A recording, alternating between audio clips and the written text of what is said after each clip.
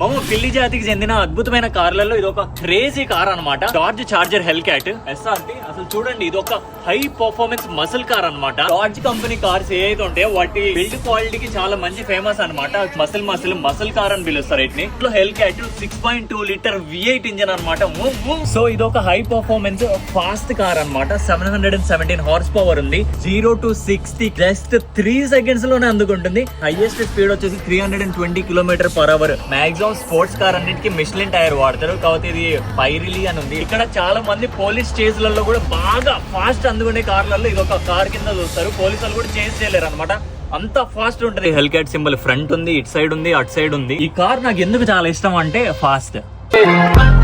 I'm in the streets, so this ladies like, big deal, straight shows like, make it this, make it that like, don't lie, you know how I sound like. I'm in the streets, so this ladies like,